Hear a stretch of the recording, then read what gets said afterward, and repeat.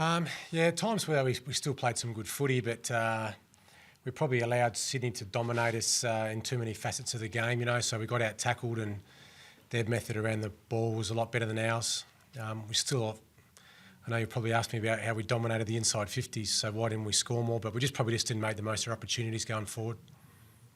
What was that, Brenton? Was that Sydney's good work or your ability to think your way through? A little bit of both. I thought we just probably at times didn't have that poise or composure to be able to hit the free target. It's almost like Sydney knew where we were going to kick it. So yeah, quite often we'd kick it to a contest, but Sydney were the first to sort of get the extra 2 or 3 players around the contest. So we just didn't adapt to that quickly enough. So probably at times we just kicked the ball to where they wanted us to kick it, which was too high. We were too high with our inside 50s. We weren't able to get any sort of deep inside 50s to targets one-on-one. So that's something that we'll have to work on and improve this week. So explain the goal kicking too, do you think? They weren't easy shots? Maybe a little bit, but you still got to kick them. I mean, in the big games, you need to make the most of your opportunities. And we hit the post a couple of times, and a few were a bit sort of rushed, but there was certainly some kickable ones there. So yeah, sometimes the anxiety and the pressure can get to players a little bit, but at the same time, you hope that players go back and nail them. Did inexperience hurt you tonight? Inexperience? I'm not sure. I think our senior players played pretty well. I thought Dowdy was great, and Riley and Rutten and those boys played pretty well. I thought Brodie Smith played really well as a young kid. So we still had some good performances from some of the younger players, but we just didn't get an even contribution from our 22. I know we used our sub late, but it was one of those issues where we just had a few too many passengers today. What did you like about Brodie Smith's game? We set him to Goods after half-time, and he still had that right balance. So I thought Goods' influence was significant in the first half.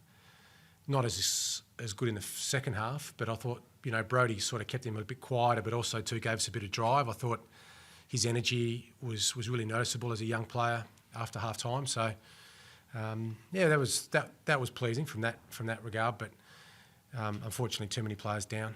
Just on Goods, do you think it was just his real poise in that first half that helped set it up for you? Oh, he's a winner. He loves the big stage. First final, playing away from home for them. He was one that really stood up for him, particularly early. I know O'Keefe and Kennedy had 70-plus possessions between them, so we probably got beat through the midfield a bit today too. Head-to-head, they probably got the better of us, which is unusual for us because it's an area of huge strength for us all season, But to lose clearances, to lose contested ball, to get out-tackled, it's just not the Adelaide way. So it's we've got 6 days to regroup and get on with business next week. Have you thought about what you might say to the players when you do address them? Oh yeah, we'll certainly have a look at the tape first. I mean, it looked like live. It just looked like that we were just panicking with the footy too much. So in offence, it looks like we were just panicking. Didn't have the calmness, the poise, just to lower our eyes, lower our vision and hit the free targets. We just kept sort of jamming it to sort of high half forward, which sort of plays into Sydney's hands. And they just made the most of their opportunities going forward. I mean, they only had 30-something inside 50s, 37, I think, inside 50s and kicked 11 goals, which was the difference, I guess. But they were clearly the better side. I'm not looking for excuses because Sydney were clearly better than us today. Are they still a unique side, or was it just the rising level today? No, Sydney played the right way. They play a way that stands up in finals, and it's not too dissimilar to what we're trying to do, but we probably got taught a bit of a lesson in how to play finals footy today. So we'll be better for the experience. We won't sit around and sulk. We'll make sure we get on with business and recover, review, and make sure we put a better performance out on Friday night. One thing that jumped out of it, contested ball is really close, but uncontested, they've got heaps more than you. Yeah, they were a lot better around the contest. Their method to be able to flick a couple of quick handballs just to release a player was really noticeable. So I think they had 50 more handball receives than us. And I think our fans and supporters would probably have noticed that they just were able to just flick it round to free someone up, whereas we just jammed it on the boot forward, where they had their numbers. So we've got 6 days to fix that up. You haven't played that many teams in the top 4 or top 8 in the last couple of months. Has Adelaide been out of touch?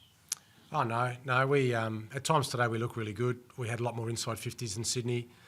We hit the post a couple of times. We missed some gettable set shots. So it just felt like, sometimes the ball doesn't bounce your way. Like I said, it's not an excuse because Sydney were the better side, but we were definitely ready today, and I'm disappointed with the performance and the result. But we're still a good side, and we'll make sure that we bounce back hard next week. Brenton, you mentioned the boys panicking with the footy and lack of players. Earlier in the season, you've actually praised outside of the game. What was different today? Oh, maybe the anxiety of the event, perhaps. I know some players sort of thrived on it. Maybe others just sort of felt like there was a bit of perceived pressure, rushed rather than having that poise and calmness. And at times we had the momentum, but we couldn't shift it quickly back from when they had the momentum, unfortunately, today. And they took the most of their opportunities, and we seemed to sort of squander most of ours. And that beating in the midfield, is that an accurate reflection? Or Which one's that? just in terms of outside uncontested possession, those sort of things, is that pretty accurate? Yeah, I think our boys will put their hands up. They'll say we got beaten head-to-head today in the midfield. I don't think they'll be looking for excuses either. Head-to-head, we got done. We couldn't take a mark inside forward 50. I think we took 6. Sydney defenders took 21. So we probably, we've taken 20 marks in games this year inside our forward 50. So we just couldn't get isolation. We couldn't get the ball in there quick enough. And unfortunately, our forwards were always competing, it seemed like, against extra numbers for most of the day. 9 of your players now have played a final. Is it good to get that out of the way and focus on winning next week? Yeah, they've got to make sure they learn from that, and it's the big stage now. They would have got a good taste for it, and hopefully they don't look upon the experience as a negative one. That we lost a game of footy that we played poorly in, but there's another opportunity for us after finishing in the top 4 to make amends. So we're not done with yet. We've got plenty of fight left in us, and I'll be positive with the boys after the review on Monday, and you'll see a much better side play on Friday night. That anxiety and being calm under pressure, have you got any ideas about maybe how to address that this week? Maybe a day spa or something like that? Days far? No, I don't think so. It's some players handle it and others don't. We'll be fine. We can. We'll be better for the experience. Daniel Talia is a huge loss for us. It's amazing in footy how you can go from those highs to the lows in a few days, it seems. But we'll play someone else next week who will have a crack and I'm sure make the most of their opportunity. Paddy got a hit to the jaw as well. Do you know how he is at this stage? He said he's okay, but you never know with Paddy. He might. He'll probably. The doctor will be looking at him now. He might have a scan, but as far as I know, he said that he was fine. Brent Riley, one of the best for intercept marks. He seemed to do that quite well today. Yeah, I liked our experienced backs today. Riley, Dowdy, and Rutten both. Those 3 guys seemed to play pretty well back there. I thought D-Mac's run off half-back was okay, and even Vince, we shifted Vince to half-back after half-time just to give us a good ball user across that sort of midfield part of the ground. I thought he was okay as a defender as well. So it's not all doom and gloom. We'll live to fight another day, and I'm sure you'll see a much better effort next week. Brenton, you've been the sort of dream pin-up coach for the Adelaide fans all season. Have you got something to say to them before they start kicking your head? No, that's just part of the game, unfortunately.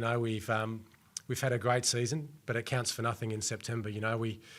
We all start on 0 points and 0 wins start of September, and today we got a footy lesson about finals footy. We've got to make sure we learn from it. We've got 6 days to get over it, and while I'm happy to wear some of the criticism this week, that's fine, but we'll certainly get on with business.